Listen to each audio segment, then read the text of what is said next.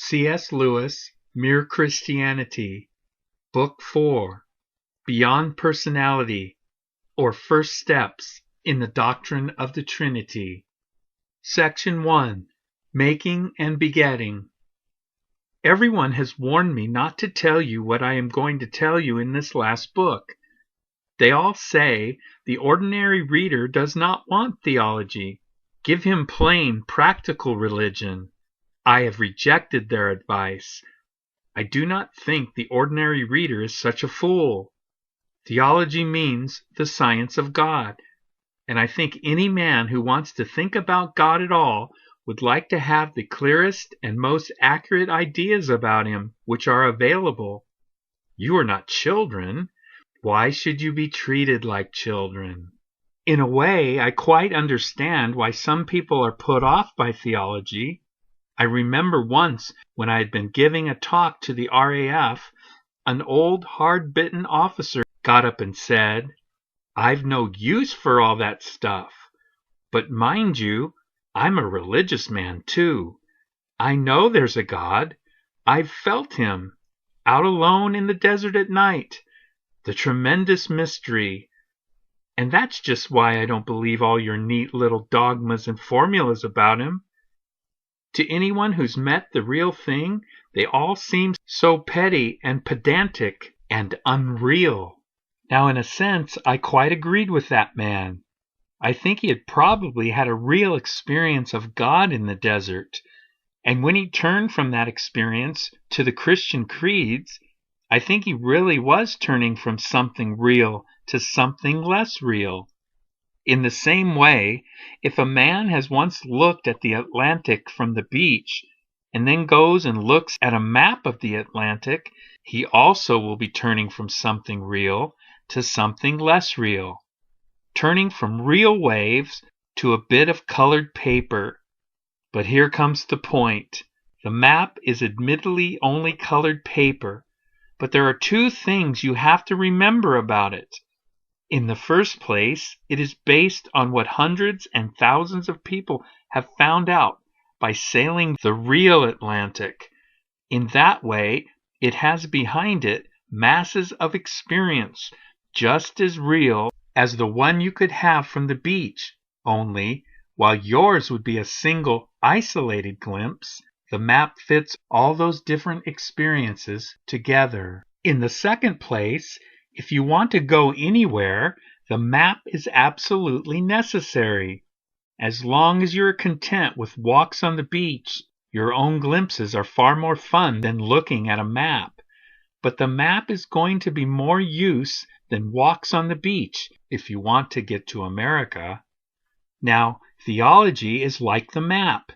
Merely learning and thinking about the Christian doctrines, if you stop there, is less real and less exciting than the sort of thing my friend got in the desert.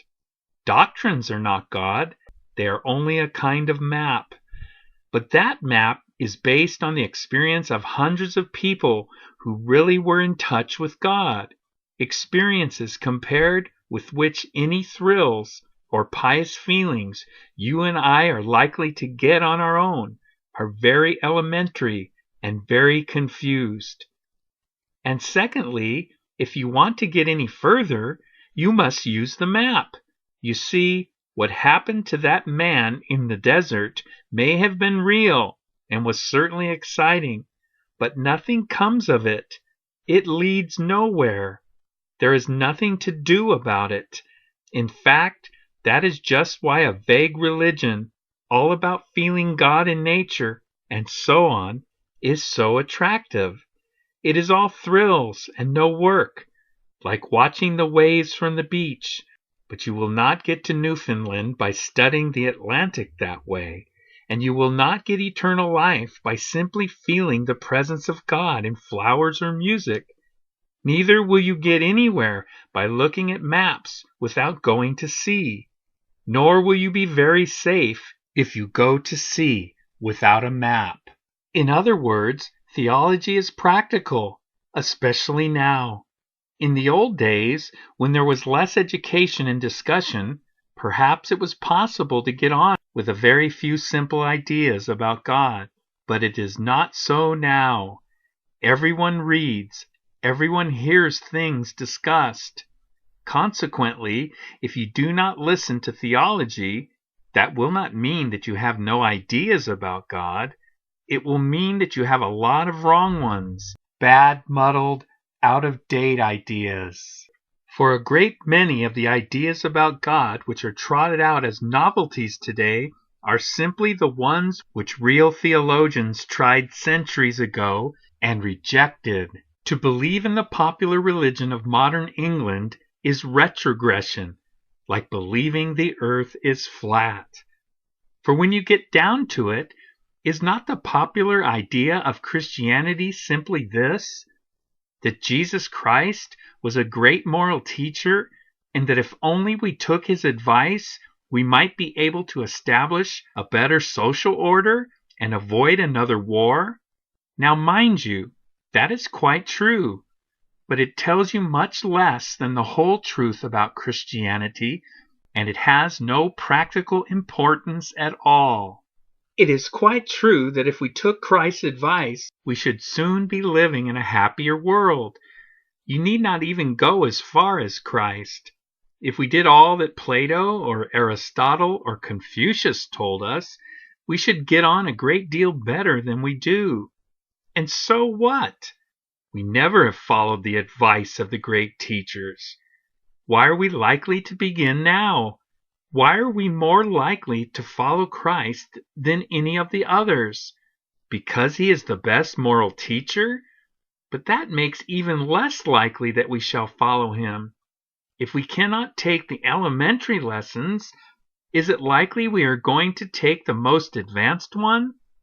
If Christianity only means one more bit of good advice, then Christianity is of no importance. There has been no lack of good advice for the last 4,000 years. A bit more makes no difference. But as soon as you look at any real Christian writings, you find that they are talking about something quite different from this popular religion. They say that Christ is the Son of God, whatever that means. They say that those who give him their confidence can also become sons of God, whatever that means. They say that his death saved us from our sins, whatever that means. There is no good complaining that these statements are difficult. Christianity claims to be telling us about another world, about something behind the world we can touch and hear and see. You may think the claim is false, but if it were true, what it tells us would be bound to be difficult, at least as difficult as modern physics, and for the same reason. Now, the point in Christianity which gives us the greatest shock is the statement that by attaching ourselves to Christ, we can become sons of God. One asks, aren't we sons of God already? Surely the fatherhood of God is one of the main Christian ideas. Well, in a certain sense, no doubt we are sons of God already. I mean, God has brought us into existence and loves us and looks after us, and in that way is like a father. But when the Bible talks about our becoming sons of God, obviously it must mean something different. And that brings us up against the very center of theology. One of the creeds says that Christ is the Son of God, begotten, not created, and it adds, begotten by his Father before all worlds. Will you please get it quite clear that this has nothing to do with the fact that when Christ was born on earth as a man, that man was the son of a virgin? We are not now thinking about the virgin birth. We are thinking about something that happened before nature was created at all, before time began, before all worlds. Christ is begotten, not created. What does it mean? We don't use the words begetting or begotten much in modern English, but everyone still knows what they mean. To beget is to become the father of. To create is to make. And the difference is this: when you beget something of the same kind as yourself. A man begets human babies. A beaver begets little beavers, and a bird begets eggs which turn into little birds. But when you make something of a different kind from yourself. A bird makes a nest, a beaver builds a dam, a man makes a wireless set, or he may make something more like himself than a wireless set, say, a statue. If he is a clever enough carver, he may make a statue which is very like a man indeed. But of course, it is not a real man. It only looks like one. It cannot breathe or think. It is not alive. Now that is the first thing to get clear. What God begets is God, just as what man begets is man.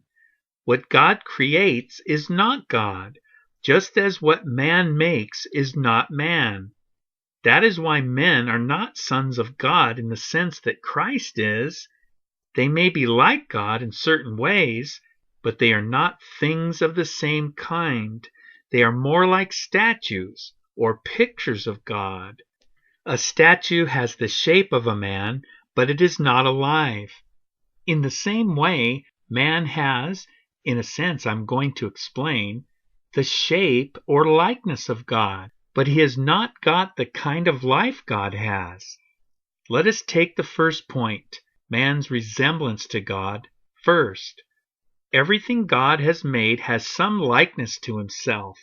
Space is like him in its hugeness, not that the greatness of space is the same kind of greatness as God's, but it is a sort of symbol of it, or a translation of it into non-spiritual terms. Matter is like God in having energy, though again, of course, physical energy is a different kind of thing from the power of God. The vegetable world is like him because it is alive, and he is the living God. But life, in this biological sense, is not the same as the life there is in God. It is only a kind of symbol or shadow of it.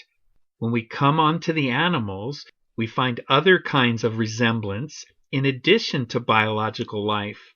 The intense activity and fertility of the insects, for example, is a first dim resemblance to the unceasing activity and the creativeness of God. In the higher mammals, we get the beginnings of instinctive affection.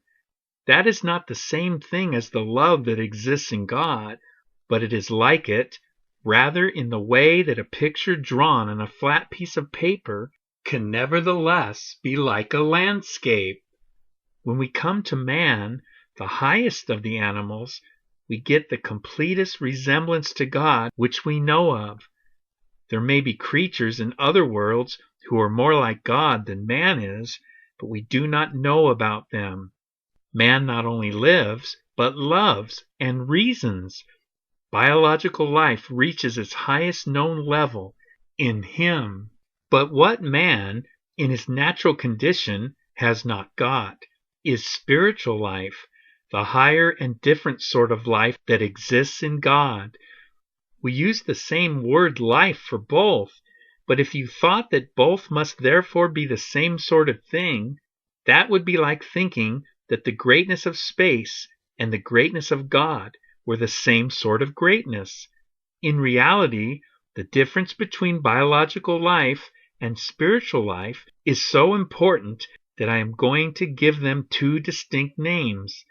The biological sort which comes to us through nature and which, like everything else in nature, is always tending to run down and decay so that it can only be kept up by incessant subsidies from nature in the form of air, water, food, etc., is bios.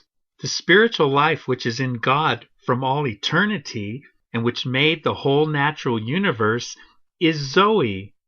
Bios has, to be sure, a certain shadowy or symbolic resemblance to Zoe, but only the sort of resemblance there is between a photo and a place, or a statue and a man. A man who changed from having bios to having Zoe would have gone through as big a change as a statue which changed from being a carved stone to being a real man. And that is precisely what Christianity is about. This world is a great sculptor's shop. We are the statues, and there is a rumor going round the shop that some of us are someday going to come to life.